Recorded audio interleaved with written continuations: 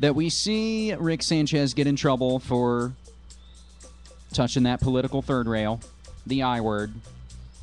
We note how the same thing happened to Helen Thomas a few short months ago. After decades and decades of service, she went down in flames again in just a matter of hours. Because you can't criticize the apartheid, corrupt nation of Israel without being labeled anti-Semitic racist. But it is kind of interesting to note that Jon Stewart of The Daily Show was born Jonathan Stewart Leibowitz.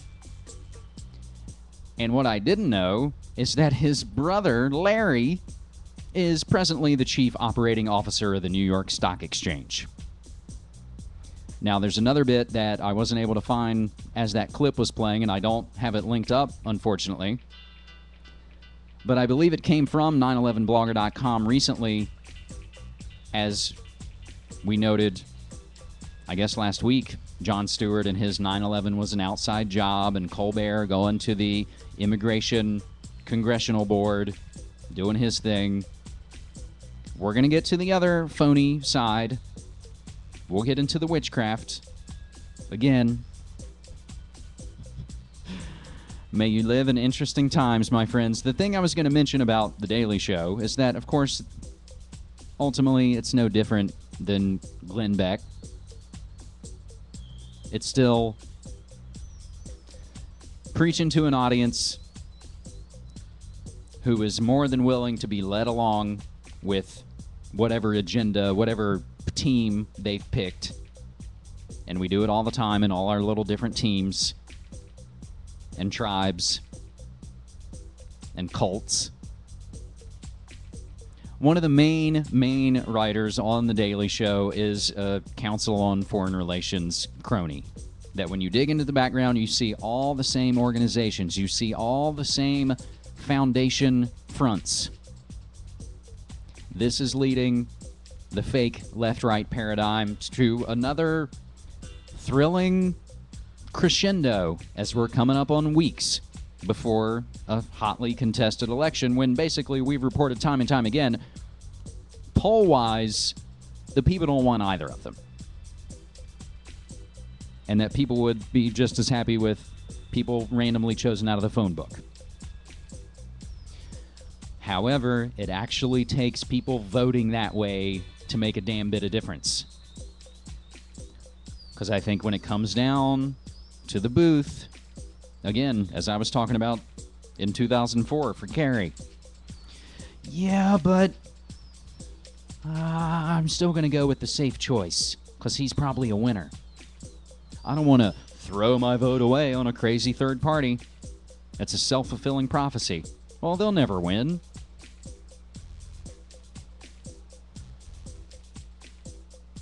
So having said all that, let's now get to the massive 10/7 news purge on MediaMonarchy.com. People asking questions, lost in confusion, and we'll start with another raft of amazing 9/11 updates.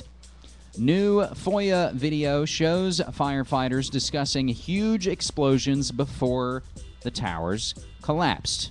Newly obtained video that was reluctantly released by NIST after a lawsuit by the International Center for 9/11 Studies shows two firefighters on 9/11 discussing how secondary explosions occurred immediately before the collapse of the Twin Towers, providing more damning new evidence that explosive devices of some type were used to bring down the buildings.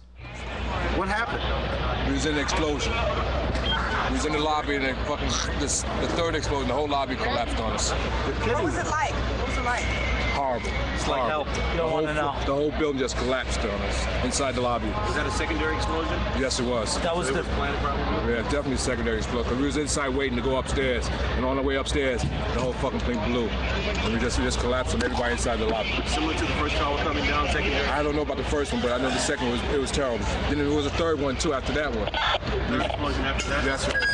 Everybody was inside the building, waiting to go upstairs, and they just let loose. Everything just let loose inside the building. So what you tell me is that there was a plane or whatever hit the building, and then a secondary explosion. It was like 3 explosions after that. We came in after the fire. We came when the fire was going on already. We was in the staging area inside the building, waiting to go upstairs. And they exploded. The whole lobby collapsed on the lobby inside. And it's just mayhem after that? Just man, everybody tried to make their way out. Just trying to help all the brothers get out. A lot of people trapped inside. I was sitting in the Brooklyn Navy Yard, close to Brooklyn.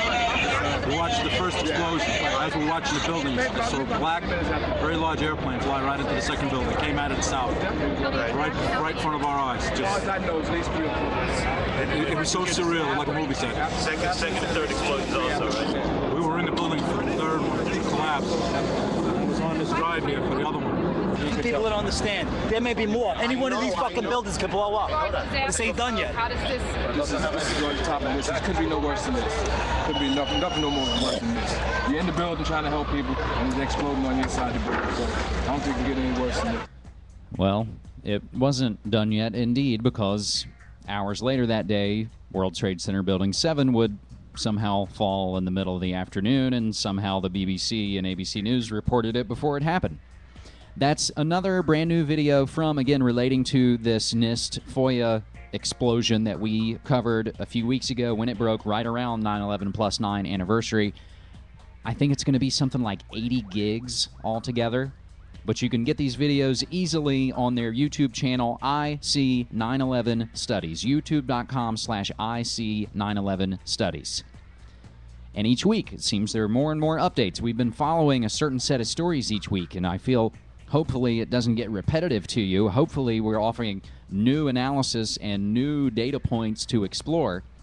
So here's even more about Operation Darkheart and Able Danger, the most recent Pentagon book burn, where witnesses in a Defense Department report suggest cover-up of 9/11 findings. Operation called Able Danger. During this operation, a couple of authorities say they claim, intelligence analysts, claim they identified the lead hijacker on the attacks of 9/11 as a threat to the United States before the attacks of 9/11. Now one of those intelligence analysts has sat down with our Catherine Herridge as part of a Fox News Channel investigation into what some believe was a cover-up, but she asked us not to use her real name. Intelligence is more than just information. You have to put that information together. As a highly skilled civilian, Mary gathered open source intelligence for more than 15 years. She worked for military and defense contractors. She plugged into Osama bin Laden's London banking operations in the early 1990s. Everything was done in English. He started off with faxes, but it very quickly had turned to emails because it was less expensive. I was on the email list, one of his very first ones, under an assumed name. Who did they think you were? They thought I was an Islamic male. They asked you to run his bank accounts. Yes. Fundraising in the U.S. That's correct. This email in 99 or early 2000. They asked me to be the treasurer for bin Laden in the United States. Mary prepared her reports, carefully drawing attention to any names, pictures, and emails that she thought were important. One name jumped out. Muhammad al-Sayed, I believe he's the person that everybody keeps calling Muhammad Atta because they have multiple names. He looked like one of the pictures we had. I thought it may have been him, but he was thinner. Mary didn't know exactly where her material went and who used it, but some of the data wound up in Able Danger, a military intelligence data mining project that was shut down in 2000 and its data destroyed.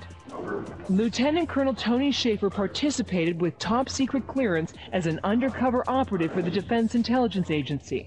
Schaefer showed me a reproduction of a chart used. The Able Danger project was designed to go about mapping their activities and then deny, degrade, disrupt the ability of Al-Qaeda to conduct global operations against us and our allies.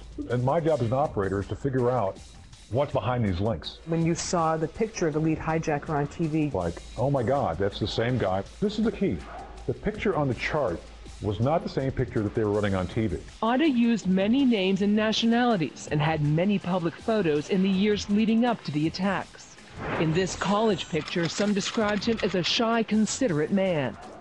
Mary told us she remembered Atta looking more like this. But here is the picture seared in our memories of the lead hijacker. While serving in Afghanistan in 2003, Lieutenant Colonel Schaefer says he met and was ignored by the executive director of the 9/11 Commission, Philip Zelikow. It was a stunned silence. But listen to what a high-ranking military officer told me in 2005 about Mohammed Atta being identified at least 1 year before 9/11. I'm telling you this, Mohammed Atta was 100%, no kidding, I would go to my grave swearing that Atta was on that picture. A year later, after public hearings, the Defense Department officially rejected their account of the Able Danger Project. We showed Mary what the investigator wrote about her interviews. So basically you're saying that this is not what you told DOD? That's correct. When it came to the picture, he was fairly hostile, so. Hostile in what sense? Meaning that he'd ask the same question over and over again, and you know, you get to the point you go, well, it's the same question, it's the same answer. My last interview was very, very hostile. The Inspector General's report is so aggressive in its denials of your work. The big picture was not Atta, not so much the chart. The fact is this, that we had a pre-9/11 Department of Defense operation focused on taking action against Al-Qaeda globally. This morning, the Defense Department sent us this email standing by its 2006 investigation to still call these witnesses' accounts of Able Danger, quote, inaccurate. Yet last month, at a cost to the taxpayer of $46,000, the Defense Department bought and destroyed the entire first run 9,500 copies of Schaefer's book, Operation Dark Heart, which included a chapter, Shep, on Able Danger. Now, to close out our 9/11 updates, we'll do it with a little bit of humor. The Family Guy spinoff called The Cleveland Show sneaks in a 9/11 was an inside job reference. Julia Roberts, sorry, the late Julia Roberts. There's one more star in heaven. 9/11 was an inside job. Good night, everybody. Did you catch that? Ending a cartoon as if it were a live show. Talking to the audience at the end, he slips in 9/11 was an inside job. Now, are they trying to put that idea forward, or are they just making fun of the people who say that? I think either way, it shows that the alternative media over the last 10 years have forced uncomfortable issues into the zeitgeist, into the nomenclature, where now terms like 9/11 was an inside job and false flag terror are becoming exposed. And by exposing them, hopefully we can break those tools. We're now into the last half hour. We'll have to pick up the pace a bit, my friends, as we go down the news purge into biowars and enviro health. White House blocked Gulf oil spill studies. NewsJunkiePost.com covering this story, and it did get a lot of traction that essentially showed the White House sat on any info that pointed to how bad the Gulf oil spill really was, and of course is. The Gulf oil spill is over as much as the Iraq War is. Václav Klaus, the unruly head of the Czech Republic, I believe. Let's double check that. We'll get it from PragueMonitor.com. Czech President Václav Klaus is definitely not a supporter of global governance, and he, on the contrary, supports international cooperation. He has come out forcefully against the coming carbon trading scheme. So he probably has to watch his back. Hungary says cleanup of toxic spill could take a year as this red sludge has now reached the Danube River. TerraDaily.com has more on that. As we get into the coming vaccine flurry, again, you can't escape it if you go to any grocery store or drugstore. They literally just want to stick you right there in the store. Or if you don't, if grocery stores and Walgreens aren't your scene, shameless flu shot pushers using strip clubs to entice people into getting medically useless vaccinations. More on that, of course, from naturalnews.com. And a bizarre note to close out the BioWars and ViroHealth notes from Wiki News.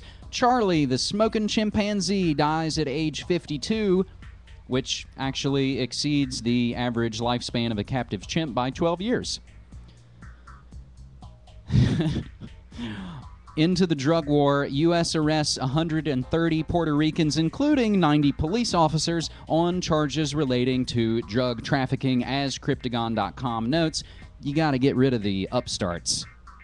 You got to keep things clean within the gangster system of God, gold, oil, and drugs.